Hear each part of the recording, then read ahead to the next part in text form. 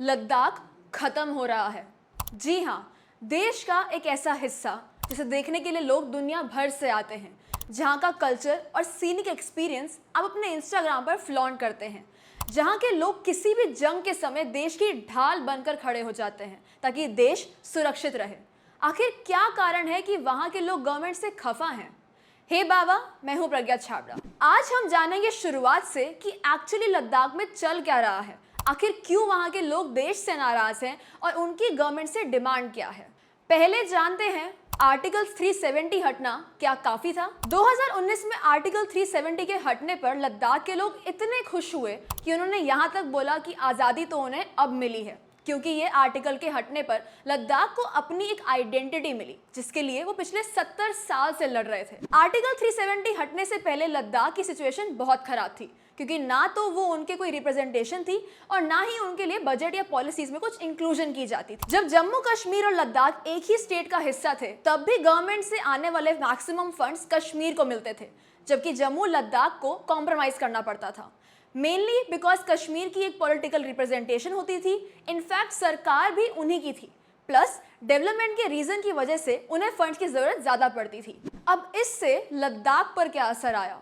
भाषा, culture, weather, developmental needs सब अलग होने के बाद भी कोई उन पर ढंग से ध्यान ही नहीं देता था, क्योंकि उनका पॉलिटिकल रिप्रेजेंटेशन ही नहीं था। सिर्फ यही नहीं, आर्टिकल 370 हटने से पहले लद्दाख में जॉब अपॉर्चुनिटीज की भी बहुत कमी थी।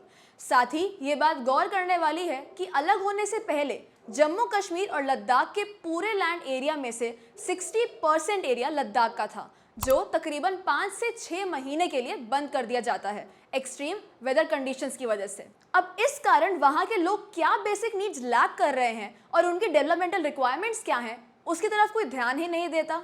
आर्टिकल 370 के हटने पर उनकी आंखों में एक उम्मीद की किरण जाग उठी, क्योंकि उनको लगा कि अब पूरी कंट्री वहाँ के लोगों को भी इक्वली ट्रीट करेगी, चाहे वो पॉलिटिकली हो या सोशली, क्योंकि उनकी नीड्स बिल्कुल बेसिक थी। पॉलिटिकल रिप्रेजेंटेशन, सस्टेनेबल डेवलपमेंट और नेबरिंग कंट्रीज से सिक्योरिटी। तो ऐसा क्या हुआ कि आर्टिकल 370 के हटने के बाद भी लद्दाख के लोग खुश नहीं थे? आर्टिकल 370 हटना सिर्फ पहला स्टेप था। इस आर्टिकल के हटने के बाद Jammu and Kashmir reorganisation act 2019 लागू किया गया, जिसने जम्मू कश्मीर और लद्दाख को 2 अलग यूनियन टेरिटरीज में डिवाइड किया। यूनियन टेरिटरीज सेंट्रल गवर्नमेंट के अंडर आती हैं। इसमें भी 2 तरह के टाइप्स होते हैं, with legislature and without legislature, यानी जहां पर इलेक्शंस भी होते हैं और उसे सेंट्रल गवर्नमेंट भी लुक आफ्टर करती है, जैसे कि दिल्ली।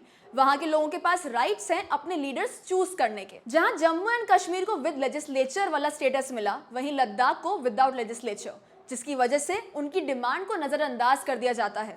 फिलहाल लद्दाख में डिसीजन मेकिंग बॉडी सिर्फ एक ब्यूरोक्रेसी है। वैसे तो लद्दाख में 2 हिल काउंसिल्स हैं, एक लेह और दूसरा कारगिल में, लेकिन वो लिमिटेड है सिर्फ बेसिक टैक्सेस कलेक्ट करने तक, जैसे कि पार्किंग टैक्सेस। अभी तो हमने जाना कि एक्चुअल में लद्दाख में क्राइसिस चल क्या रहा है, लेकिन वहाँ के लोग इसके लिए क्या कर रहे हैं और वहाँ का एक स्पेसिफिक इंसान उनके लिए किस तरह से लड़ रहा है सरकार तक अपनी डिमांड पहुँचाने के लिए, ये हम जानेंगे अगले एपिसोड में। तो बने रहिए हमारे साथ only on hey Bawa. Hey Bawa, like, share and follow for more updates.